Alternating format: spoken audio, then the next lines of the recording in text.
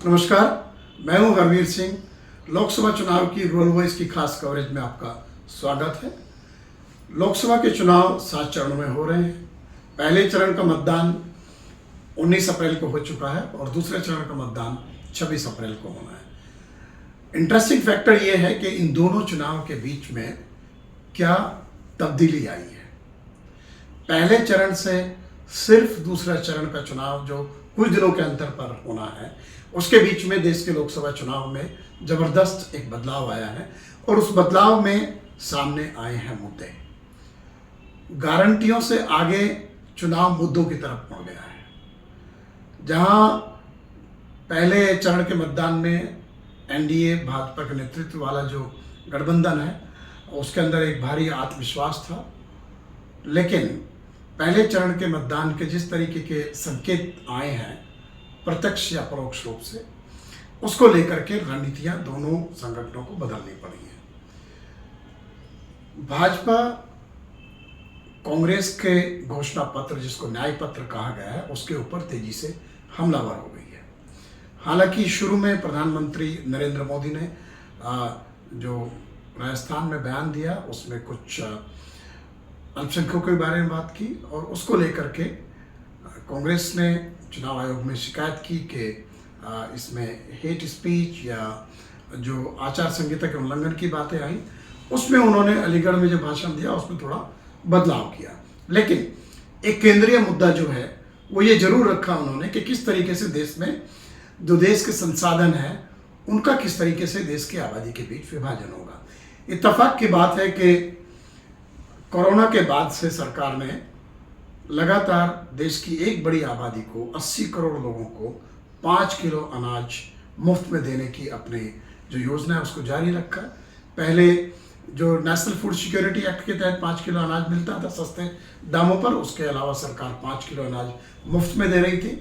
लेकिन पिछले दिनों उसमें बदलाव करते हुए नेशनल फूड सिक्योरिटी एक्ट के तहत जो अनाज मिलता है उसको सरकार ने मुफ्त में देने का फैसला किया। और एनडीए जो भारतीय जनता पार्टी के नेतृत्व में देश में सत्तारूढ़ है और उसका नेतृत्व प्रधानमंत्री नरेंद्र मोदी कर रहे हैं, उनकी जो गारंटी है उसमें उन्होंने कहा कि मुफ्त अनाज का जो ये सुविधा है गरीबों के लिए, वो अगले 5 साल तक जारी रहेगा। यानी गरीब की जो आबादी है उसका वोट कैसे हासिल किया जाए, ये एक बड़ा चुनावी मुद्दा बन करके जा रहा है। साथ ही जो देश के संसाधन हैं उसमें किस तरीके से किसका हक किसको मिलेगा, क्या नीतियां होंगी, वो अब बड़े पैमाने पर दूसरे चरण के मतदान के पहले केंद्रीय मुद्दा बन करके उभर रहा है। एनडीए हमलावर है कांग्रेस के ऊपर कि वो देश के लोगों का जो संपत्तियां हैं उनको लेकर के दूसरे लोगों में रिडिस्ट्रीब्यूट करेगी।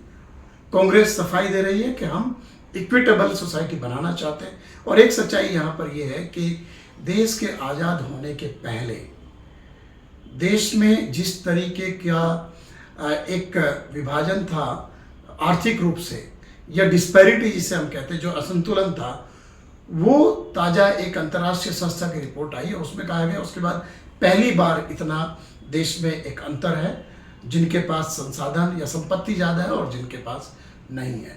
और ये फैक्ट है कि सरकार खुद मानती है कि 80 करोड़ लोगों को मुफ्त में अनाज देना ज़रूरी है। हालांकि सरकार ने ये भी कहा कि हमने 20 करोड़ से ज़्यादा लोगों को गरीबी रेखा से ऊपर निकाल दिया है।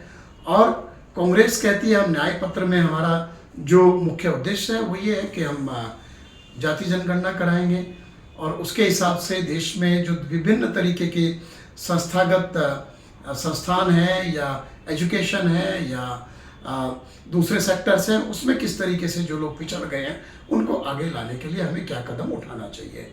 हालांकि भाजपा लगातार कह रही है कि कांग्रेस के में इस तरीके का कहा गया है कि आप अमीरों की संपत्तियां, दूसरों के जो संपत्तियां हैं उनकी गणना कराएंगे और उसके बाद फैसला लेंगे। हालांकि मैनिफेस्टो में ऐसा कुछ नहीं है। ये बात सही है कि भाजपा ने भी मोदी की गारंटी करके अपना जो घोषणा पत्र निकाला है उसमें कहा गया है किसान के लिए जो हम कर रहे हैं बहुत अच्छा कर रहे हैं, उसे जारी रखेंगे। गरीब के लिए हम जो कर रहे हैं अनाज देने का वो जारी रखेंगे, गैस सिलेंडर पर सब्सिडी जारी रखेंगे, जो आवास, शौचालय, ये सब जो देने का है गरीब लोगों को वो जारी रहेगा और इसके ज़रिए हम इक्विटेबल डिस्ट्रीब्यूशन कर रहे हैं। तो कहने का मतलब ये है कि एक केंद्र बिंदु इस पूरे चुनाव का बनता जा रहा है कि लोगों की जो आर्थिक और सामाजिक हालत है उसको कैसे उसमें सुधार करें।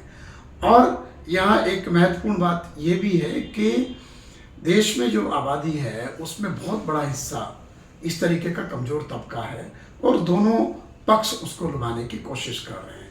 हाँ, ये बात भी सही है कि जो कांग्रेस आरोप लगा रही है भाजपा के ऊपर कि देश के 1% लोगों के ऊपर कि जो 1% लोग हैं उनके पास कितनी संपत्ति है, ऊपर के जो 10% हैं उनके पास कितनी संपत्ति है, और जो बड़ी आबादी है उसके पास कितनी कम संपत्तियां हैं। साथ में उससे आगे बात जा रही है कि वो आपका नौकरशाही हो, वो प्राइवेट बिजनेस हो, वो मीडिया हो या सरकारी नौकरियां हो, वहाँ पर किस वर्ग के कितना प्रतिनिधित्व है, इसको लेकर भी एक बहस छिड़ी है। बहरहाल मुझे लगता है कि चुनाव अब सही दिशा में जा रहा है। जो सिर्फ भाषणबाजी हो रही थी या जो इस तरीके के मुद्दे जिनका सीधा लोगों के जीवन में बदलाव के लिए कोई प्रभाव नहीं होता, उसको छोड़ करके ये चुनाव अब कहीं ना कहीं आम आदमी की जो ज़रूरत है और उसकी जीवन के बदलाव के लिए क्या जरूरी है उस तरफ बढ़ता हुआ नजर आ रहा है। मुझे उम्मीद है कि जैसे अगला चरण अब 26 अप्रैल को है और ये चुनाव धीरे धीरे जब 7वें चरण तक जाकर के संपन्न होगा, इसी तरीके से ये बदलाव हमें देखने को मिलेंगे।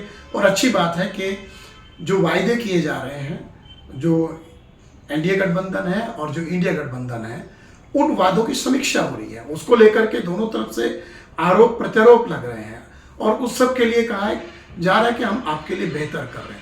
तो मुझे लगता है कि चुनाव जो 2024 का लोकसभा चुनाव है वो अपनी सही दिशा में जा रहा है। जो एक वेलफेयर स्टेट जो होता है लोकतंत्र में, उसके लिए किस तरीके की सरकार होनी चाहिए, किस तरीके का प्रतिनिधित्व होना चाहिए और किन चीज़ों को देखकर लोगों को मतदान करना चाहिए, उस तरफ ये चुनाव जा रहा है।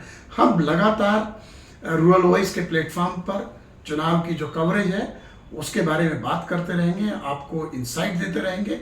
आप हमारे YouTube चैनल रूरल वॉइस इनको जरूर सब्सक्राइब करें। और इसके साथ ही जो एक और हमारा जो बड़ा प्लेटफॉर्म जो मुख्य रूप से हमारा है ruralvoice.in हिंदी में और अंग्रेजी में eng.ruralvoice.in, ये हमारे न्यूज़ प्लेटफॉर्म है जहाँ पर आप कृषि, ग्रामीण अर्थव्यवस्था से जुड़ी खबरें, विश्लेषण, जानकारी, टेक्नोलॉजी के बारे में बेहतर अपने आप को समझ हासिल कर सकते हैं। उनको आप जरूर सब्सक्राइब करें। हमारे जो सोशल मीडिया हैंडल है Facebook, Twitter, LinkedIn, Instagram, rural voice इनके नाम से हैं, उनको आप सब्सक्राइब करें। नमस्कार।